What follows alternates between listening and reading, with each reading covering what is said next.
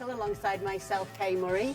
And we're going to be checking straight in Miami, where Sebastian Salazar is. And I've heard that he's been carrying around his branded wear, partying, and then when he's called upon, quickly getting that T-shirt on, getting himself a nice spot. Just throw some sunglasses on, just to kind of hide the evidence a little bit. He is on Lionel Messi watch, and he's been doing so pretty much all week. So tell us about the feeling there in Miami right now, ahead of this unveiling on Sunday, his official presentation, Sebi.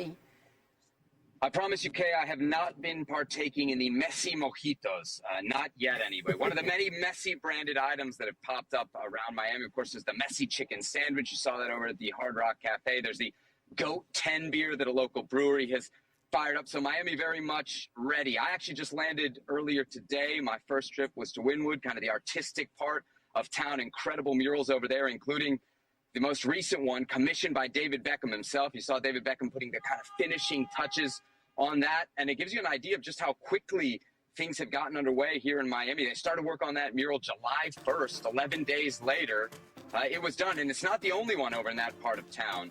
2 or 3 different murals celebrating the newest arrival to Major League Soccer, and it's been a real whirlwind. He arrived Tuesday at the Fort Lauderdale Executive Airport. That was an interesting choice. Usually the superstars come into the major international airport greeted with media and fans, but things are a little bit quiet here as MLS tries their best to keep this under wraps. Again, the contract, we expect it to be made official at any time, either later today or tomorrow before the presentation on Sunday, but as of yet, not quite official. We've seen the public appearances at, Kay, I know one of your favorite restaurants on Wednesday night, but what everybody was really talking about was the Thursday visit to Publix, which I know everybody's saying, wow, what a moment for Lionel Messi. Of course, he told us in the interview before he came to Miami that he wanted peace and quiet, tranquilidad. Well, I guess going to the supermarket is that. I know the cynics will point out that Publix is an official sponsor of Inter Miami, as we see him here at the Argentine restaurant. Very popular, not just with the 100,000 or more Argentines that live in the Miami area, but also visiting Argentine players. We know the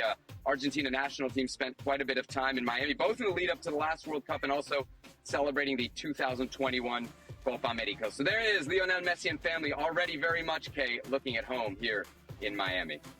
I've just got to say, in Publix, you get the best chicken sub in the yeah, whole of Miami. You're not going to tell us you shop in Publix as well, no. First Also is down the the road restaurant, and oh, goodness me. Is this an important thing for Messi to be able to walk around like this kind of uninterrupted in Miami? I would think so. You know, listen, as used to autograph hunters and fans and all of the stuff he's had throughout his career, the fact that he'll have been told, you know what, Lionel, you come to the US, yes, people will want a piece of you, but a lot of the time you'll be left alone. I'm sure that he's going to attempt to do that. Whether it happens, I don't know. But yeah, I think he's testing the water is what he's doing. You know, I don't think he'd get the kind of attention and certainly harassment, if you want to phrase it as that, like that, as he did in Barcelona and probably even in Paris. But it's not going to be like days gone by where players who had big names and reputations in Europe could come to Major League Soccer, could walk around in Publix or any other grocery that Kay shopped in and not really be that bothered. I mean, first of all, I think the game has progressed significantly from that, and the recognition of the game stars has improved accordingly. And let's be honest, there's none bigger than Lionel Messi.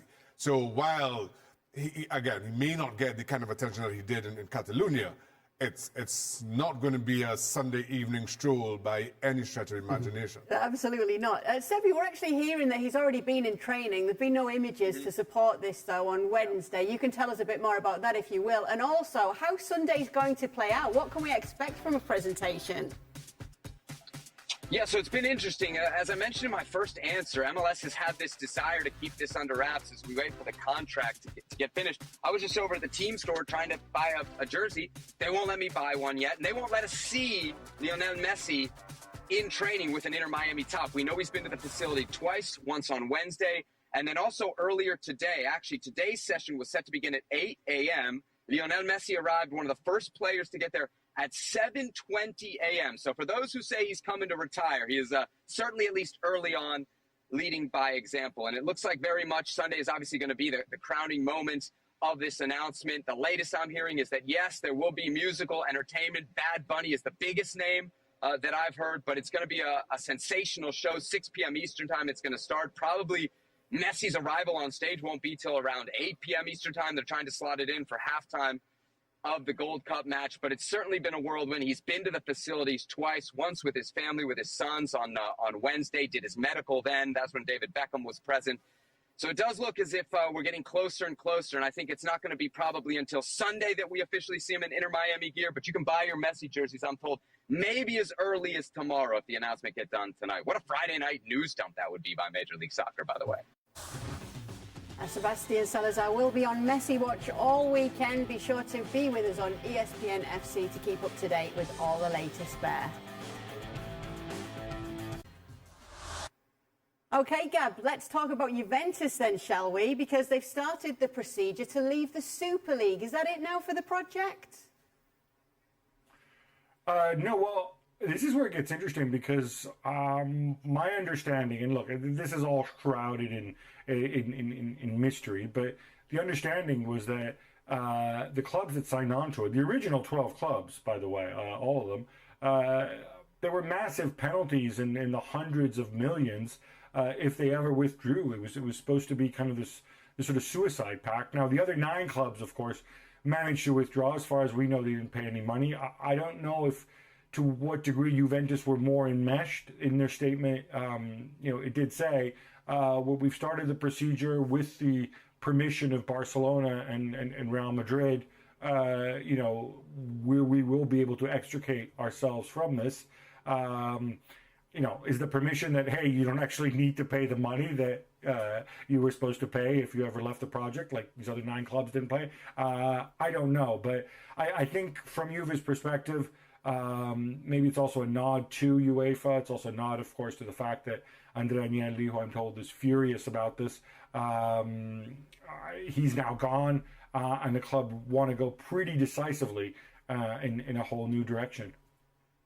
Okay, well, we'll look out for that one and make sure you look out on our YouTube channel to keep up to date with all the latest news when it comes to Serie A and when it comes to some of the biggest topics in world football, like what's going on with the Super League.